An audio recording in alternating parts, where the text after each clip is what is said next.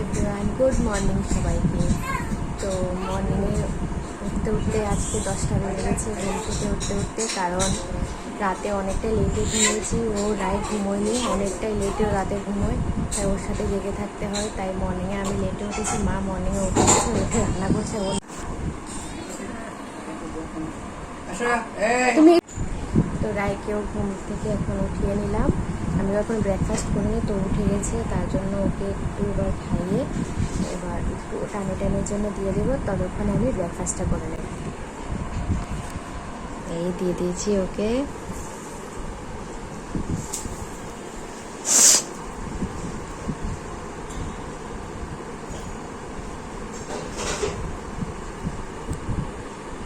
তো এখন আমি ব্রেকফাস্ট করে নিচ্ছি, আর মা এখানে রান্নাও মোটামুটি হয়ে গেছে। তো ব্রেকফাস্টটা করে এবার রায়কে নিয়ে ভ্যাকসিনেশন দিতে যাব হসপিটালে। আজকে রায়ের ভ্যাকসিন আছে, ভ্যাকসিন দিতে নিয়ে যাচ্ছি।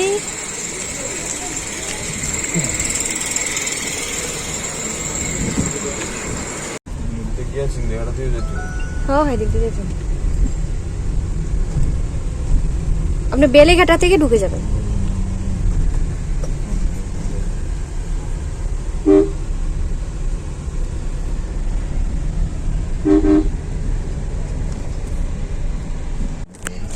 রায়ের ভ্যাকসিনেশন হয়ে গেছে, তো এখন বাজে 12টা। বাড়ি ফিরছি, ওর আবার ডিউটি আছে, ও আবার আসবে। এই তো এখানে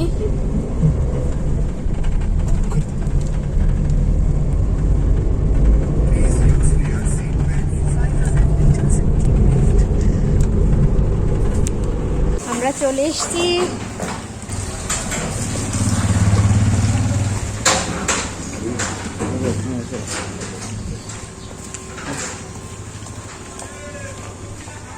চলে এসেছি রুমে। তো ওকে ড্রেস চেঞ্জ করে এখন একটু খাওয়াবো, খাইয়ে দিলে ও ঘুমিয়ে পড়বে, তারপর আমি খাবার খাবো।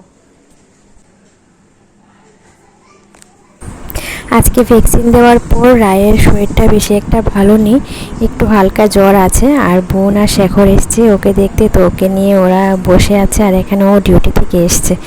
আর যেহেতু দুদিন পর ত্রিপুরায় চলে যাব, অনেক দিন পরে ওরা আবার দেখবে, তাই ওদেরও মন খারাপ, বাড়ি চলে যাবে। কইছে কইছে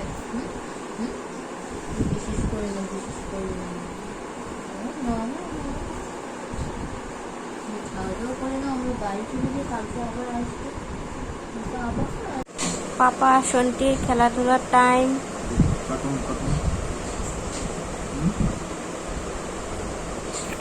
রাত 11টা থেকে 3টে অবধি একদমই রায় ঘুমোয় না, তো ওকে নিয়ে কাউকে না কাউকে বসে থাকতে হয়। তো এখন বাজে 11:30, তাই ওর পাপা ওকে নিয়ে এখন বসে আছে, একটু খেলাধুলা করছে।